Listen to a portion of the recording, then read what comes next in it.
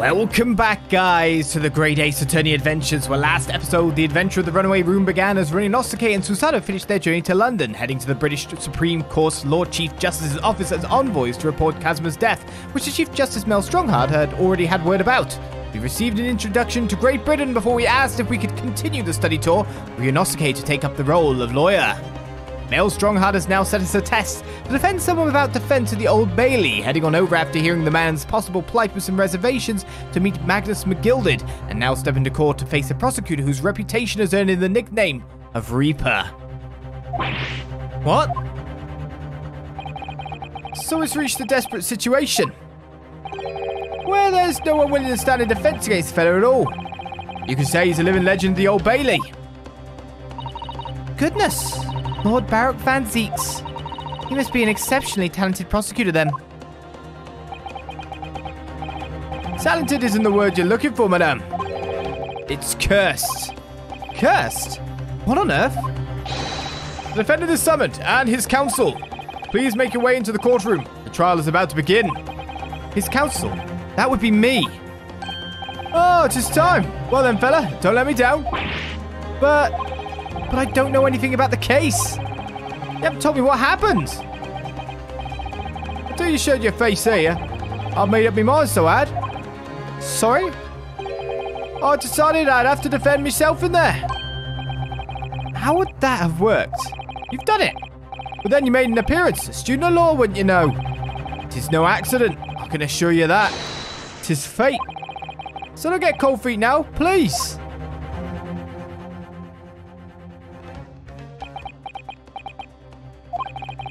I literally know nothing about the case or about this man who stands accused. In fact, the only thing I do know is that I can't just turn my back on him.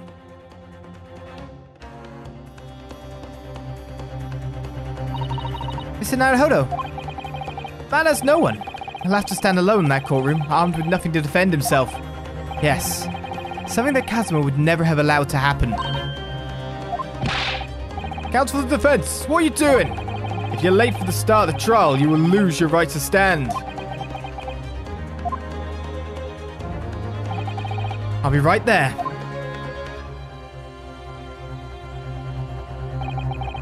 It's happening then. My first trial in a British court. I hope you're watching over me, Kazuma. Because I have no idea how I'm going to manage this.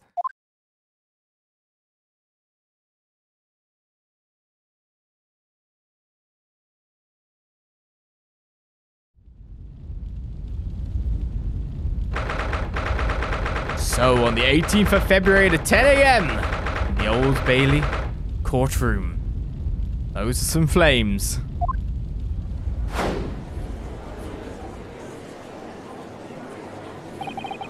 So this is the highest court in Great Britain. The Old Bailey. Centuries of history in this place is palpable, isn't it?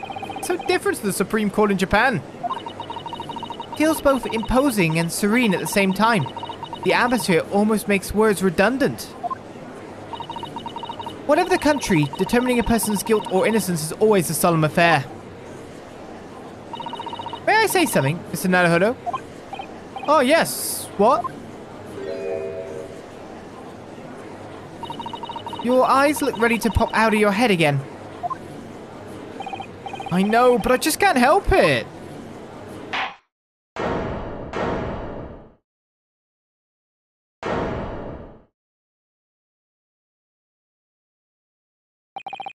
In the name of Her Majesty the Queen, I hereby declare this court to be in session.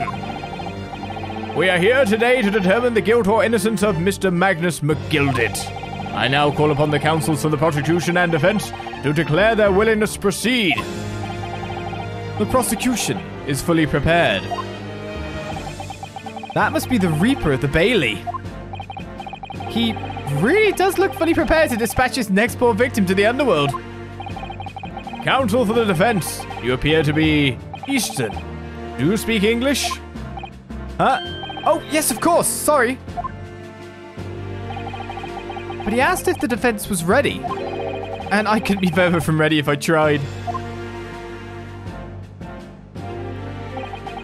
Those eyes please me, Nipponese.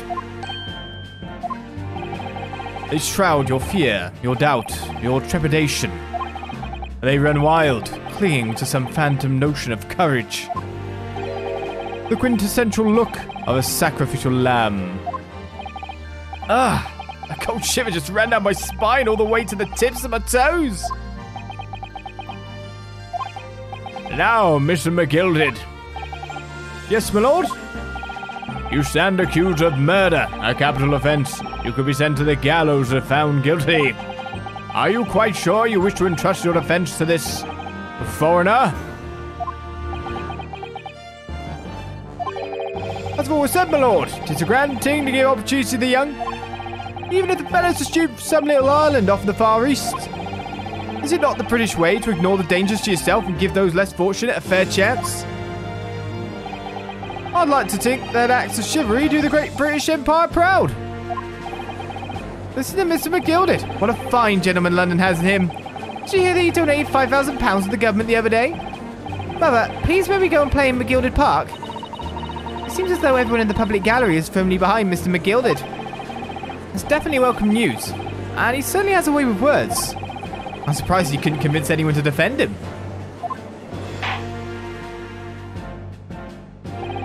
Eloquently put, Mr. McGilded, and most laudable sentiments.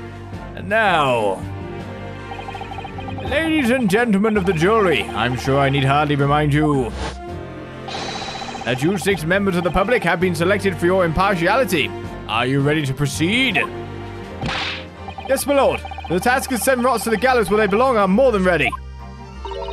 At the manor, his lordship always says we should dispose of rubbish promptly. Naturally, I agree. Ha! Any criminals here will soon be wishing they never set eyes on me.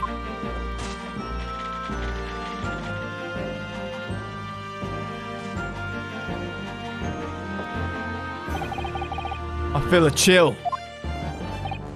Oh, don't mind me, my dears. I'll just be getting on with my knitting. Must finish these mitts for my grandson. A jury as well? That's too many voices for me to process. Ah, Mr. Naruhodo, those people are... The jury, yes. That's something we don't have in Japan yet. That's right, I've only ever read about it. But here in Great Britain, the court's final verdict depends on the opinions of these 6 jurors. The judge passed the sentence according to the law, but the jurors determine guilt based on common sense. So the defendant is ultimately judged from 2 completely different points of view. And how exactly do the jurors give their verdict? That I don't know, but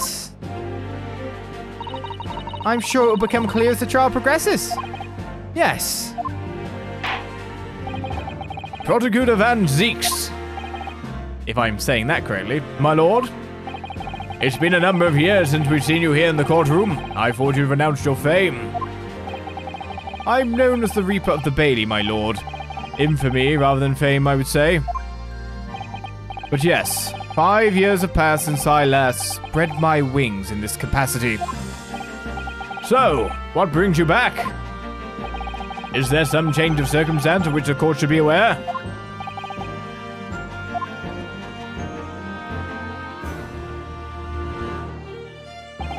I leave that to your imagination, my lord. So the Reaper has been out of action for 5 years. Why did he have to choose today of all days to make a comeback? Don't lose heart, Mr. Naruhodo. As you wish, sir. The court nevertheless welcomes your return. Now then, opening statements, I think. A summary of the case, if you please. Certainly, my lord. As your lordship is aware, this is a case of overwhelming simplicity. You must be the ones in here who... the only ones in here who aren't aware. The incident took place in the late evening, 3 days past. The hour was some minutes after 10. The victim was a maker of building bricks known in the community as Thrice-Fired Mason. Sorry, Thrice... He was a very accomplished craftsman. The bricks he fired were said to be almost indestructible. The victim's corpse was discovered in an omnibus in service on the streets of London at the time. A dagger that had been thrust into the victim's abdomen is believed to be the ultimate cause of death. The Here is the autopsy report from the investigating medical officer at Scotland Yard. Thank you, Counsel. I shall accept that and the photograph as evidence. The autopsy report has been entered into the court record. And the crime scene photograph. The knife in his abdomen is clearly visible, but his face is partly obscured from view by an old crooked hat. And one further item of evidence. The prosecutor wishes to submit these as well. And these are... Good Lord! Is that blood, Counsel? Yes, my lord. Seized by a policeman who arrived at the scene. These gore-soaked gloves were taken from the hands of the accused when he was arrested. What? Mr. McGilded's gloves had blood on them.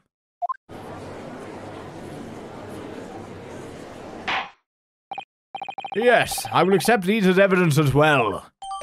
The defendant's leather gloves have been entered into the court record. How did I get into this? I'm backed into a corner before I've even started. Continuing. According to the driver of the omnibus, there were only 2 passengers traveling inside his vehicle at the time. Only 2. Obviously, one of those passengers was a deceased brickmaker, Mr. Mason. The other was the accused, Magnus McGilded.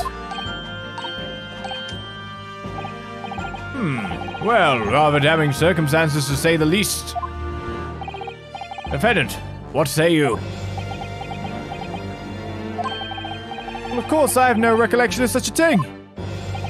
Mr. McGilded! To be sure, I rode the omnibus that evening. But whenever I'm in a carriage, I'm taken with a fierce tiredness and always come to it. Are you claiming to have been asleep? 'Tis the motion of the carriage, my lord. Lilting, so it is. And when I opened my eyes again, 'twas a desperate sight before me. The body of a man I'd never laid eyes on before in my life. Now I ask you, what good-hearted soul wouldn't rush down a fellow bleeding from his stomach? I wasn't about to start worrying about me gloves now, was I? I reached out to give the man a hand. So the blood got onto the gloves then, after the man had been killed? Unfortunately, that statement of the driver's is only the beginning. What? That's not all of it? There were multiple witnesses to the precise moment at which the brickmaker was fatally stabbed.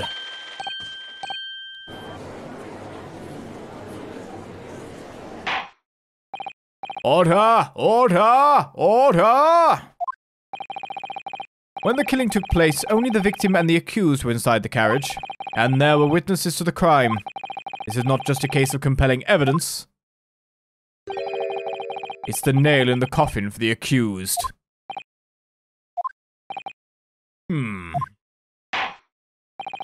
Thank you, counsel. The circumstances of the crime have been made quite clear.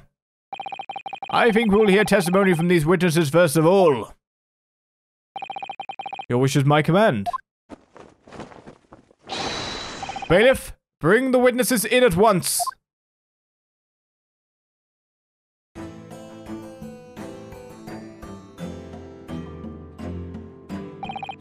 Witnesses, your names and occupations. My name is, well, everyone calls me Beppo. I drive an omnibus in the East End.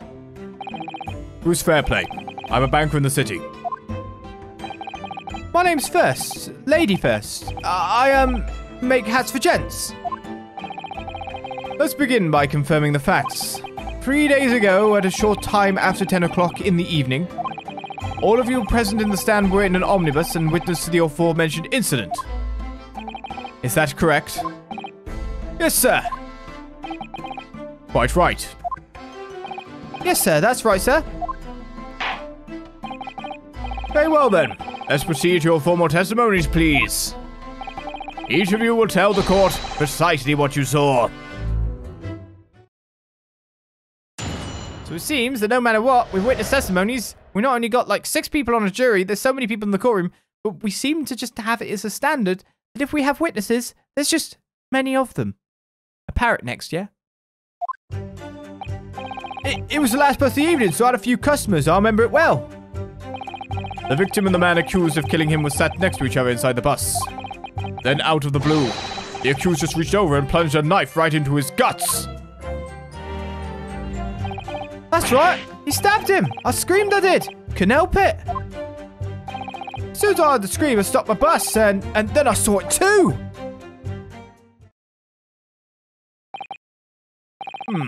Unambiguous testimony, I must say. Exactly, my lord. These men witnessed the incident in the omnibus with their own eyes. I'd like to ask a question, if I may. Yes, counsel.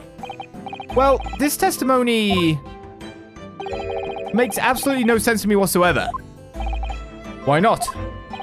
Well, the incident took place inside a moving carriage, didn't it? As has been clearly stated from the outset, yes. Well, in that case, how could those two witnesses possibly have seen what happened? There's no way they could have seen the inside of the moving carriage. Wait, we're just that on the button? Hey, wait, case closed. How quaint. I'd read that civilization in the Eastern Island nations was a good century behind our own. But you're here in London yourself. Are you really so ignorant about our omnibuses? Huh? Tell me, my Nipponese friend, have you even traveled in an omnibus? Well, no. We, only arrived in London this morning. No matter. I've arranged for us all to see for ourselves the actual scene of the crime, that is. What do you mean? The actual scene? How? A carriage is designed to be moved, after all. Presumably you understand that much? Yeah? The omnibus in which this bloody crime took place is here today in this very building. Here? What? The entire carriage? Bailiff? Bring forth the stricken omnibus.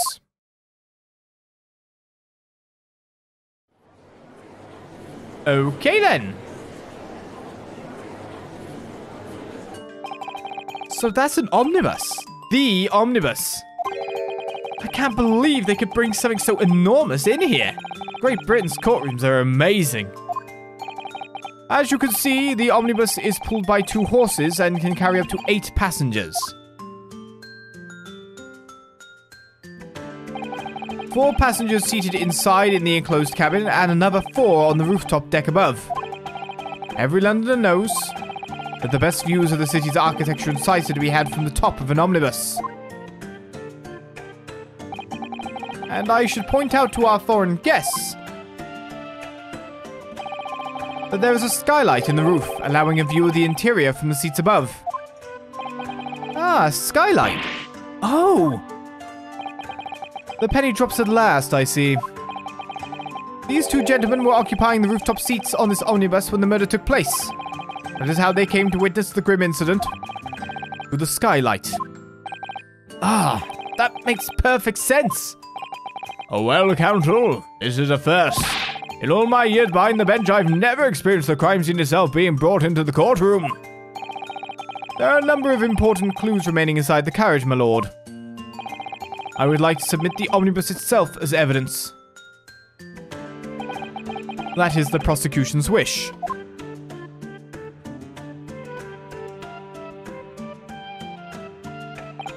Very well. I see no reason why not. This omnibus is hereby formally accepted as evidence.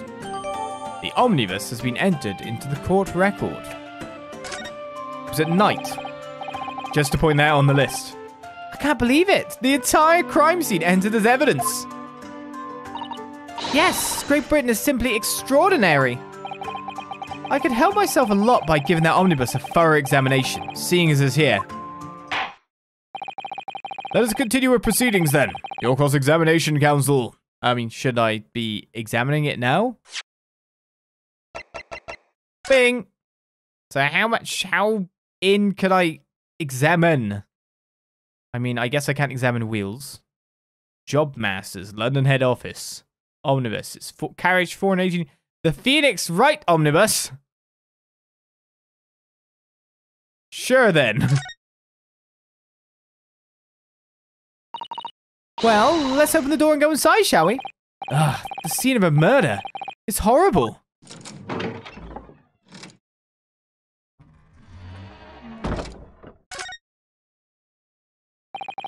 That's blood that's soaked into the seat. The victim's obviously... Yes, it is. Yes, and that seat would be clearly visible from the roof deck. Would you really stab somebody in full view of the other passengers like that, I wonder? Well, it was after dark. And there was a lamp on in here, so perhaps the culprit couldn't see anything outside through the skylight. Whichever way you look at it, it doesn't seem like it was a planned attack. Somewhat random, I notice. Ah, that's a poster for the great exhibition that's due to start 6 months from now. There's a lot of focus being drawn to the Crystal Tower, the centerpiece of the whole exposition. Oh, the Crystal Tower! It's under construction already, I believe. People all over London must be fizzing with excitement at the prospects of such a grand event. Skylight? It's quite a large skylight, isn't it? Yes, quite large enough to afford a good view into the cabin from the roof deck. And there doesn't appear to be a handle or catch of any description. So I suppose it can't be opened from inside the cabin at least. Outside? Ah, that's a poster for the great exhibition that's due to... Oh, they're both the same posters. So that's the Crystal Tower as well, is it? More to the point, that's more of a Crystal Tower, and that's more of an explanation thereof. This seat looks reasonably soft, but it's actually rather hard when you sit on it. And only just wide enough for 2 gentlemen to sit side by side, really. Of course, an English gentlewoman would be dressed in such finery. It would be quite impossible for her to climb up to the roof deck, so she would have to be seated in here. A woman in a kimono would have the same problem. Women's clothes are very impractical, aren't they? What's this down here? This seat has a handle, it seems.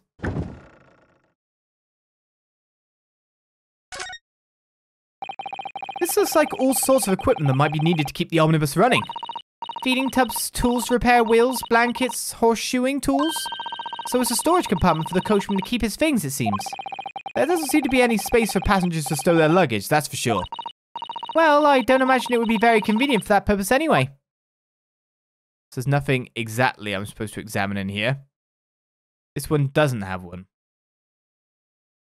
Well, I don't know if I'm supposed to examine anything more in here. It's not exactly an investigation phase we're in after all. Have you seen enough? Let's step back outside then.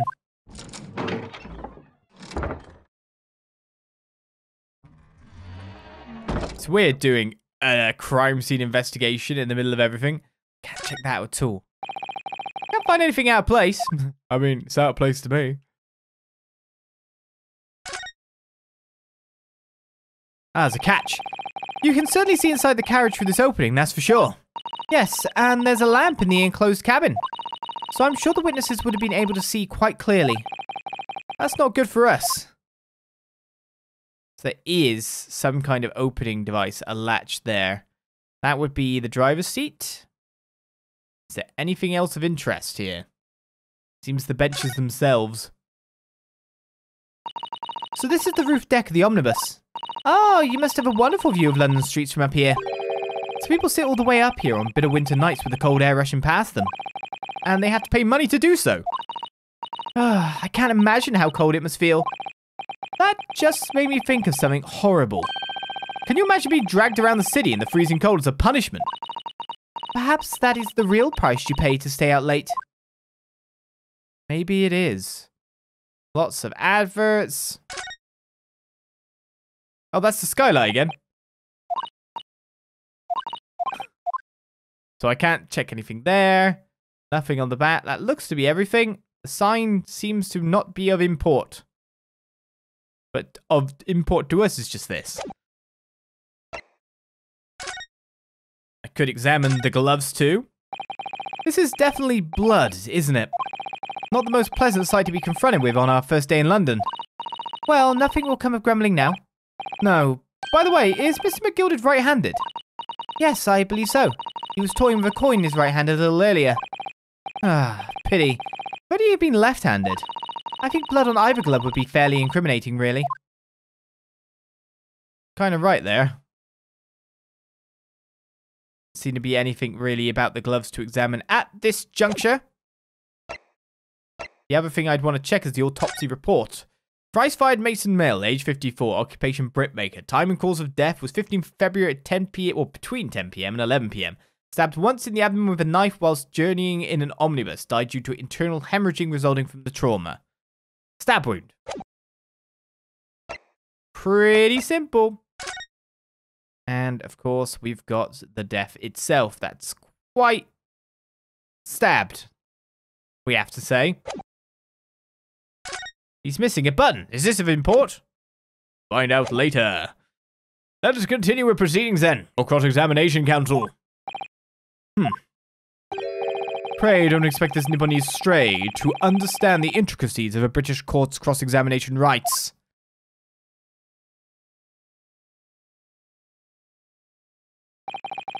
Alright, my first cross-examination in a British court. Focus, Ryunosuke. Focus.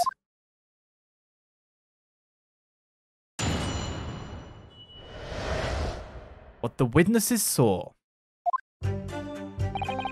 It was the last bus of the evening, so I had a few customers. I remember it well. Hold it! Yes, I think it was sometime after 10, wasn't it? Oh, yes, sir. That's right, sir. Yes, ever so cold it was, sir. Freezing, in fact. What's going on here with the top bar? We can check their reactions during the thing. And here we go. And you had 4 passengers on board at the time. Is that correct?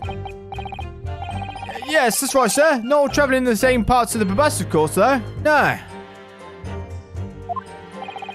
And there were no other passengers when the incident took place. No one alighted, for example. You're quite right with that, sir. No other passengers like that. No, none. So nobody fled the scene of the crime, then? I have to say, the boss insists on it running, he does. Every evening, that last bus of the day. But I do wonder sometimes if it's altogether worthwhile. Yes, sorry to say. What do you mean by that? Well, what with it being so cold and everything, and only making 20 pence on the run, you see? Yeah, I spend that much at the pub on the way home, just trying to warm up again. I don't know if to go back and forth on checking or not. The victim and the man accused of killing him was sat next to each other inside the bus. Hold it! And you saw them through the skylight in the roof of the carriage? That's right. When you sit up on the top deck, the window's right there at your feet.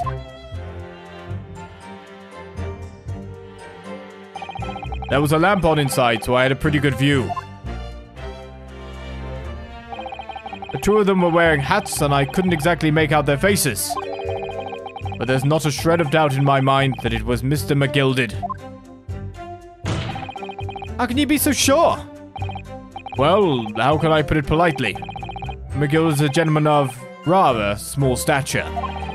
I couldn't have mistaken him for anyone else. Let's not forget that when the vehicle came to a halt, the only people inside the enclosed cabin were the deceased Mr. Mason and Mr. McGilded. There was no room for doubt here. I really wish there was. And out of the blue, the accused just reached over and plunged a knife right into his guts. Hold it! You actually saw the exact moment it happened. Didn't I already testify to that?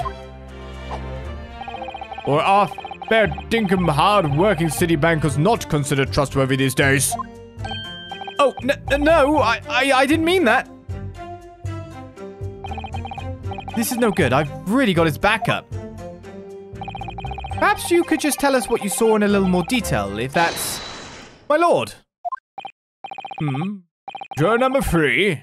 What's the meaning of this? My mind is made up, my lord. Completely and utterly made up. Made up about what?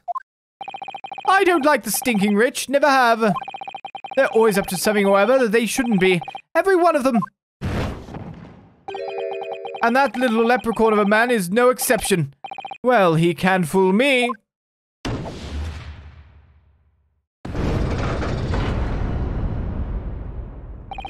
There's no point wasting time listening to any more of this. That's my opinion on the matter anyway. Ah, yes, us British, well-known pyrokinetics. We can make flames hover with one fist. We're very good at this. We do it all the time. We just don't tell you people from other nations. We don't want you knowing our secrets. That is precisely what I was about to say. As the foreman of the jury, it's my duty to set a good example to my fellow jurors.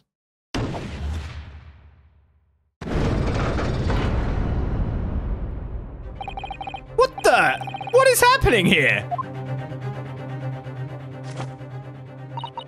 Let me see. Ah, yes, it seems that's how the members of the jury give their verdicts. With fire? Apparently, yes. White for innocent and black for guilty. As the 6 members of the jury make up their minds about the case, one by one, they each cast a ball of fire into the great scales of justice, as we saw a moment ago. So if those enormous scales fall completely to the black side, does that mean... Let's do our very best to make sure that doesn't happen. Now I'm even more worried than I was before. Very well. The court acknowledges the change in the jury's stance. Counsel for the defense, please continue with your cross-examination. This is a nightmare. Well, I think we might stop before we continue onwards with this testimony because we've just seen what a jury system can do, and we now need to kind of relax. Take that in and realize that literally if 2 more people just randomly go, oh, I've had enough, and put the fire in the bad side, the left side, right side would be the right side for their convictions, but still, we're doomed. That's the verdict got. So, do these penalties mean as much as they did before? There's so much to think about now that we are defending someone in a British court of law. Exactly realistic to real life. We'll continue on with more great Ace Attorney adventures next time with this testimony. I'll see you guys then after that bombshell. Bye-bye.